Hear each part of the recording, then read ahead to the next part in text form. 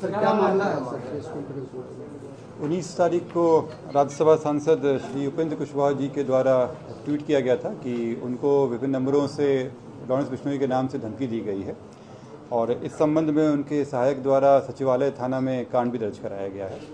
जब उन नंबरों की जांच की गई तो जो नंबर इस्तेमाल कर रहे थे एक व्यक्ति जिनका नाम है राकेश कुमार, ये सिवान के रहने वाले हैं, इनकी गिरफ्तारी की गई है। इनके पास से जो मोबाइल इस्तेमाल किया गया था वो भी जब्त कर लिया गया है। इनके पास एक डायरी था जिसमें कई महानुभाव लोगों का और विभिन्न लोगों का नंबर अंकित है इसमें, और इनके द्वारा कई लोगों को कॉल करने की कोशिश की गई थी इसमें, जिसके क्रम में ये उपेंद्र कुशवाहा जी से इनकी बात हुई थी। 3 कॉल पे बात हुई थी। इनके द्वारा 5-6 बार कोशिश की गई थी, एक वीडियो कॉल करने की भी कोशिश की गई थी। धमकी देने का मुख्य वजह क्या है? इनके द्वारा जो अभी बताया गया है कि ये चूँकि सिवान के रहने वाले थे और इनका पर्पज़ था कि इनको लग रहा था कि शायद ये अलग पार्टी वगैरह में हो सकते हैं, तो इसलिए धमकी दिए थे। और ये अपने आप को उनके सपोर्टर क्लेम कर रहे हैं, लेकिन इनको था कि ये इनके कुछ बातों से अभी बहुत सहमत नहीं थे और इसी क्रम में धमकी दिए थे इसमें।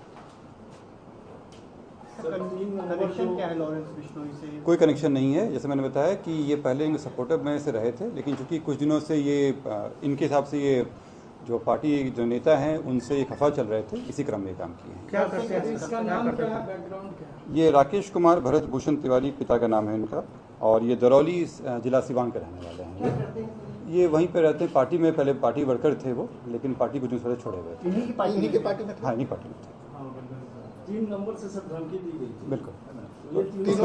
नहीं, उसमें से एक नंबर जो है वो उसमें से आया है। बाकी 2 नंबर के भी हम लोग लोकेशन निकाल लिए हैं, उनकी वजह से गिरफ्तारी की गई है। डिमांड कितना कर दिया गया था? क्या धमकी? इसमें जो धमकी दी गई थी उनके नाम से दिया गया था थ्रेट में, लेकिन उस तरह का कनेक्शन इनके पास से नहीं पाया क्या गया है। कुछ धमकी वाले मेल में कहा गया? देखिए, धमकी उनके द्वारा दी गई थी इसमें विभिन्न कि लॉरेंस बिश्नोई के नाम से इन पे हमला कराने की बात की गई थी इसमें, लेकिन इस तरह का कोई मामला इसमें अभी तक नहीं आया है। ये राकेश करता क्या है सर? कुछ काम करता होगा ना? ये उस गांव में रहता है। पहले ये दुबई वगैरह में भी काम किया जो बताया गया है इसमें, वहाँ से लौट के आया था। कुछ सालों से अभी गाँव में ही रहा है। पर वो जो सिम है जिससे दिया गया है, जो एक सिम हुआ है, हाँ। वो सिम उसी के नाम से, राकेश के नाम से? उसके नाम से है, वो जब्त कर लिया गया है उसको। और जो दो सिम और है वो बाकी 2 लोग हैं, उन पर जांच चल रही है, उनको भी रिकवर कर लिया किस गया। बात से खफा थे? बात क्या बात थी जिससे खफा थे? ये पहले सपोर्टर थे, इनको अब लग रहा था कि इनके कुछ पॉलिसीज वगैरह से खफा रहे होंगे, उसको लेकर ये था। दुबई में क्या था? किन से? राकेश कुमार का पूर्व में भी ऐसा कुछ एक्टिविटी? नहीं, इस तरह का पुराना मामला कोई नहीं आया है इसमें। धमकी में कहा क्या था एग्जैक्ट? मैसेज किया था? धमकी क्या था? कैसे मैसेज भी किया गया? नहीं, जो इनको धमकी दिया गया था उसमें अगर समरी निकाला जाए तो यही था कि ये लॉरेंस बिश्नोई के नाम पे इन पे हमला कराने की धमकी दिया था, ये यही था इसमें।